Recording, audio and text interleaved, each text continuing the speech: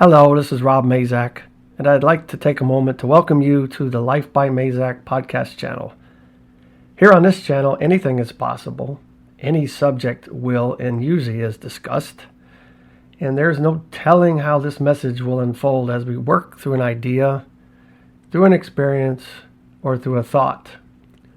These subjects come from the vast amount of information and experience through spirit, through life lessons, and from working with a lot of other people. Scripts are never used on this channel, and the message simply unfolds as the subject is discussed. Follow along and see where it leads us, or more specifically, where it leads me. These podcasts are produced in the hopes of helping others to benefit, to grow, and to excel in their own human experience. At LifeByMazak, we work towards helping you achieve wellness for your mind, your body, and your soul using many specialized services. Services that include psychic medium and tarot readings, quantum healing hypnosis, past life regression, intuitive Reiki healing, life coaching, and many other services. If you enjoyed this podcast, please click the like button and share this with others. Our goal is to reach as many people as we can with the knowledge that is shared on this podcast channel. All right. I'm not exactly sure how this podcast is going to go. I had a thought yesterday, or maybe even the day before, that when I went to delete files off of my wife's phone, that she didn't need anymore, didn't want anymore, my thought circled around to where does these deleted files go to? Where do they actually go when you delete them? That seems like a very strange question to ask, but also a very intriguing one. I mean, if you look at our not virtual reality, but our information technology that we have now, our technology, and the amount of storage that we have, and the amount of programs we have, and the amount of things we use technology for, and the amount of storage that is required nowadays for these things, it is immense. When I was a kid, I remember the 5 kilobytes or 5 megabytes of a floppy disk was just the top of the line. Now you can barely have a picture less than that. Seems like we have really kind of piled all the megabytes and gigabytes and terabytes to the limit, it seems. And I understand that as things progress and the more computer processing that is required to do things based on our exponential growth, that yes, you're going to have larger storage caches and all that. But the real question, I think, for me is not entirely where does a file go when you delete it, but how does a file even exist somewhere, right? It could be on your device, supposedly. It could be on the internet, wherever that is. It just kind of boggles your mind when you really start to think about it. Because everything you see on your computer screen, or on your phone, or on the TV, or anything that comes across your radio, or Sirius, or any of these platforms that are out there, videos that I make, most of that is just kind of there only on the screen or only through your speakers, because the existence as it's transmitted is just this scrambled little interesting mess of ones and zeros, I guess. It's just like in little pieces, and then when it hits your screen, it's transposed into whatever it was originally broadcast as, and most of the time these days it comes across just like it was transmitted. Back in my days, it was very difficult to pick up signals on radios and things like that. Much different, more analog type of systems. But today we have this digital systems, very, very high and intricate systems. But it's still doesn't really answer the question. It's like, where does data exist really? Is it really simply on somebody's computer or some server or servers across the planet in patterns of ones and zeros, very specific patterns of ones and zeros? Based on what computers are supposed to be these days, other than quantum computers, which we can circle back on, just simply arranging ones and zeros to make the immense and intricate amount of data we have and the streaming we have and the computing power we have just boggles your mind. It almost feels like there's a lot more to it than meets the eye, which of course there is, because most of it doesn't meet the eye. Like I said, the only time that things actually make any sense is when they flash across your screen, or they flash across your speakers, or on your phone, or whatever. But outside of that, it's just this interesting, scrambled up pile of ones and zeros that just doesn't seem like it would make sense at all that it could transmit from somewhere, go across whatever space. Some places supposed to be very immense amount of distance between what you are transmitting and what you are receiving through the air, through lines, through satellite, all these different things. And then when it hits your computer, it becomes a thing. It's almost like looking at old Star Trek movies where they used to beam people from place to place, where they were a human body in one area or one place, and they stepped on this platform and they did whatever magic they did with their computers, and it scrambled them up and put them into some weird state and then rearranged them at the other end. And they always came out exactly the way they were before they were transmitted and scrambled up. Now, my understanding these days is that we can do that, but the problem is that, at least my understanding is that you actually have to physically die in the process and be recreated on the other end. And will you be the same? Probably not. Now, I don't know how true that is. That's just some things that I've looked at and researched and kind of viewed. But it's just really makes the mind go in circles because we take a lot of things for granted. We just assume that music, for example, that's coming out of our speakers in our car is just that it was originally that way, and it comes across through an antenna, through a satellite antenna, through a regular antenna, through our phones, whatever, and it comes back as this exact copy. And it's just really, once again, boggles your mind of how that could actually happen.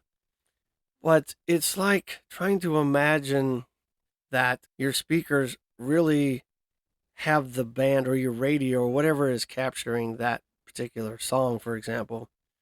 It's not that the band is inside that device playing the music. This is something that's actually happening from outside of your device. And each device is coded and tuned into very specific frequencies and ways of capturing certain data. I remember when I first started putting cable into apartments, when cable TV was all the rage, and all we had before that was the rabbit ears, just your antennas and your aluminum foil and your kids holding the antenna for you, whatever. It was quite amazing to imagine that we are now an entirely wired world, or starting from a very, very primitive way of transmitting data, or shows in this case, through cables, through some central system, which was probably attached to some other central system without any real end, to what we have now. I did a podcast a couple days back, I guess, about the way we are actually connected across this globe, this planet, this place. We are literally wired every country, well, not every country, I guess, but most of the countries are wired together through underwater cables that are laid through special ships or using special ships. And about 99% of all of our communication happens through that. And in that particular podcast, I talked about, well, why would we need satellites if we're all connected together like that? Or even do we have satellites? Who knows? Of course, everything does transmit wirelessly, and a lot of times once the data is come through the cables and to a city or a place or a company, and then they transmit it across their own lines, and then sometimes they wirelessly transmit it into your house. Other times it's direct access. I know at my house I have, I won't say the brand, but I have a company that is literally just wired to my house, and that's how I get my internet. It makes me feel special, of course, when I can, access my internet box, wirelessly across the house, wherever I'm at, in the garage, wherever. It seems kind of cool. But once again, where is this data actually? I mean, here I am talking behind this mic. I'm watching the frequencies come across in two separate channels, and I can see it happening visually. But what is really happening?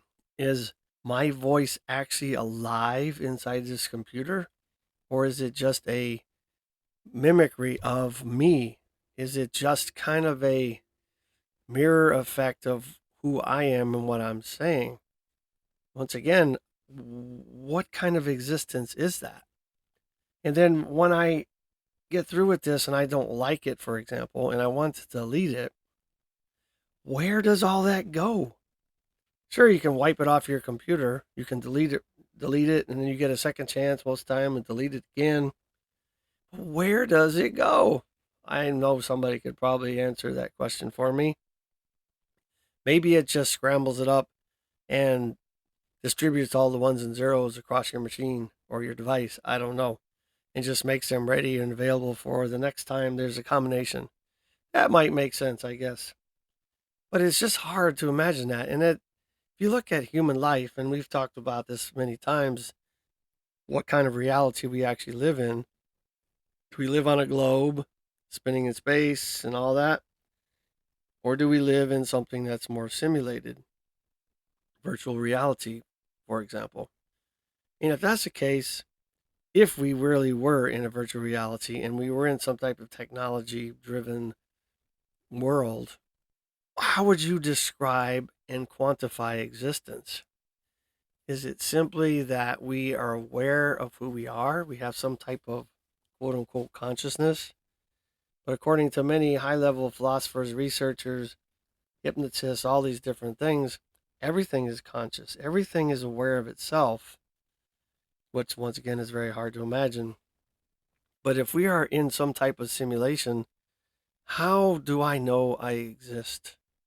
Many philosophers, many researchers, many scientists have grappled with this question. What actually is existence? And do we really exist in a very physical form? Or is it just a program that is running us that gives us feedback and input to make us feel like we are living, we have consciousness, we have free will, we have choice. We can, experience emotions and feelings and all these different things and hardships and good times and all that. Or is it really something that's solid? Is it something that is a planet floating around in the vacuum of space, which doesn't make any sense either? But, I'm not saying any of this is factual. I'm just kind of throwing ideas out here. I couldn't prove anything to you guys, and you guys couldn't prove anything to me. So it doesn't really matter in the end. But I'm just kind of throwing out these ideas that have been popping in my head. It's like, what actually exists? What quantifies existence? Because I can feel something, I can touch something. I guess that's the same thing. I can experience things, I can see things, I can smell things, I can hear things. But what is that really? to be honest, our brain, our mind, whatever's in our skull, consciousness, or however you want to define it, really is getting all of its input through five senses. It doesn't literally see or feel or smell or taste or any of that itself. It relies on these sensors that are out, in the body that brings it into the mind, and it takes all that scrambled messages and it arranges it into something that makes us feel like we exist. So is this a very similar thing to technology where things only exist within the boundaries and the capabilities of the machine or the device that those things actually are created in and or deleted from? And if we are, once again, for argument's sake, if we are in a simulation of some sort, and when we die, where do we go? Okay, there's plenty of ideas. Yes, I talk about them all the time. I do past life regressions, I do hypnosis, and there's a lot of interesting ideas. I can't say proof, but a lot of circumstantial evidence, if nothing else, that we have many, many, many lives previous and forward from this life. But that doesn't mean it's proof, right? Circumstantial evidence in a court will get you nowhere. You gotta prove it beyond a shadow of a doubt. And yes, people have near death experiences and they, literally die for a few minutes or a time. I don't know how long the longest person has died for and come back. I don't know that. But, they have these experiences that feel like they are, in heaven or a hell or another place, connecting with loved ones that have passed. But I don't know that. I mean, I don't know that anybody could really prove that. So where do we really go? If we exist, whatever definition that is, and when we as ones and zeros then in this scenario, what happens to our ones and zeros in a combination thereof and what we consider existence? Do we just go off into the sunset and that's it? And we can no longer remember anything and it's like going to sleep and never waking up? Gosh, we all hope that that's not true. But if there is some type of simulation, simulated reality that we live in, is it really just us? Just me, for example, and everybody else out there is just characters in the game? Some are non players, some are actual people that are here in the same play, the same stage that we're standing on. I mean, what is really going on here? I mean, if you think about that, it's like maybe when we die or when we are deleted, however you want to put that, do we really wake up? Maybe we are simply in a dream state, maybe not a reality. Maybe we are dreaming for a very, very long time, or it feels like a very long time, because time is really quite the illusion as well. It really depends on your perception, right? Going down rabbit holes here, not in any specific direction. I'm just kind of, putting out the thought consciousness here. Time really bends to what you perceive. If it's a good time, it seems short. If it's a hard time, it seems forever. And I'm sure that they have done this, or if they haven't, they will, creating a prison sentence for somebody that in our timeline and what we measure as time would maybe be a day or 8 hours. But in the person's mind that they're subjecting to this prison, it could feel like 1,000 years in some horrible place or some terrible thing that's going on for 1,000 years, but literally happened in or happens in 8 hours. I know they've made plenty of movies like that, but I do know that when I've researched perception of time, and I did a podcast on that a while back as well, that it really depends on how we are looking at things, what our belief system is, and our metabolism is. I mean, there's so many things that's part of the equation that creates our idea of time or how it feels. So I don't know if we could even measure it that way. Where does time actually go when it passes? Once again, I'm kind of using the same analogy here, right?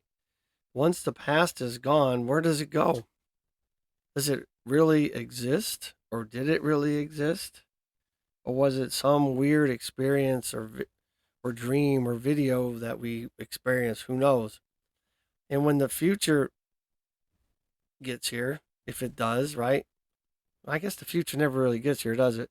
Because by the time it's the future, it's today, it's now. But does the past ever exist? I don't know. I mean, other than some recording of it, I don't know that we would ever know that it existed or what happened, or could we ever prove it. But even with written history, sometimes there's a lot of miscalculations and a lot of ideas that are not correct in a lot of ways. So I'm not sure that the past really exists. I think the only thing we really have is the now, right? We don't really know if we have tomorrow. But once again, where does everything go when it's done with the activity? Where does your past go? Where does time go? Where does existence go?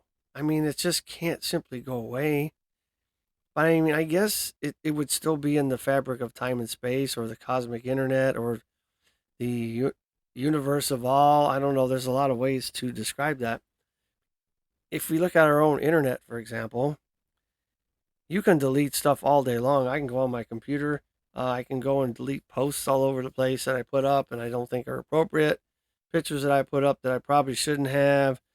I've never done that actually, but I'm just using that as an example. But there's some things that you can try to delete, but they never go away. They are stored somewhere. They are absolutely embedded in our internet and some servers across the planet through all these wired systems we have that we talked about. And you can't escape ever putting something out there and it just totally going away. Now, I guess if the world or just reality completely extinguished in some way, shape, or form, then obviously it would be gone.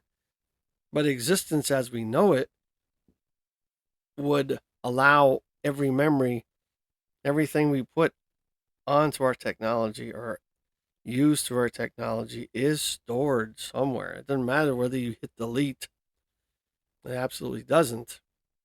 You can take a hard drive out of a computer that's been had all the files deleted by the user, and somebody that is really really good at technology and specific computing power can go on there and find all those files. Even though you think they're deleted, they're still there. So once again, when we die, when our existence ends in this reality that we know as our reality, do we really go away? I don't think anything about our lives ever is extinguished. I believe it's stored in the fabric of time and space. Some people would call that the Akashic Records, the Universal Library. It could be called many things, and it has been called many things by many religions and many philosophers and the like. But I don't know if that really would prove that we go on after this life. Or is it simply that we're taken out of this life, extinguished, and then scattered across the fabric of time and just thrown back into the alphabet soup or ones and zeros or ones and zeros or data and eventually recycled back into another life or another time or another experience in a different type of reality or different type of form, different type of existence. Maybe that might explain past lives or reincarnation. I don't know if reincarnation can be absolutely proven, but oh my gosh, there's so much, I would say evidence, but that's not the right word, but a lot of data that really suggests that people have lived before, or at least they have the memories of them. But maybe perhaps, the memories that we think are lives before or lives in the future could simply be our connection to everything. If we really are embedded that much into this time and space, cosmic internet, the cosmos, then we should be able to tap into those things, even if not on purpose, accidentally, and have memories that may simply be there just to teach us lessons, to help us grow, to give us guidance. It may even be where what we consider to be guides, spirit animals, ascended masters, all that, maybe that's what that is. That maybe we're not even connecting with them. I'm just throwing ideas out there. I don't, my thoughts are that they actually exist out there, but what if they don't? What if it really is us just connecting to data and being aligned with it and learning how to access it in a way that makes sense to us, that makes us feel comfortable with what we're getting? I know I'm throwing out a lot of ideas here, and I don't think I've really come to any conclusions, but I do feel like existence itself is very, very difficult to actually put in a definition that's provable, that's repeatable. Yes, we can create humans by men and women coming together and making that happen, and through science as well sometimes, but is that really proving existence, or is that just proving that we're part of a process or a program or an idea or something that allows us to procreate through some other means besides the way we feel like it does? I don't know. But if you really drill down into all the things we can see at the smallest levels, whatever this existence is, whatever this reality is, whatever shape it takes as an existence, in whatever reality we find ourselves in, it is very, very minute and very complex and very, very deep. And it's very difficult to wrap our understanding around it, even though with science and technology, we're able to really drill down really, really far into the atomic and subatomic and on down to some of the smallest particles. And it doesn't seem like there's an end to the smallest particles. Some data suggests that there is a finality of how far we can go down as we look into the depths of the subatomic, which would suggest that there's walls or boundaries and that the universe actually doesn't extend past a certain point. And so that would also suggest that we are in some type of place that is different than what we've been taught. I don't know. So I guess I'm going to quit going in circles. This all started with the question, where does my files go when I delete them? Where do they really go? And so did I answer the question? Probably not. But it's something to think about. And I challenge you guys maybe to look at this yourself. I'm not trying to offer any proof. I'm not trying to suggest you believe in a certain way or change your mind about anything.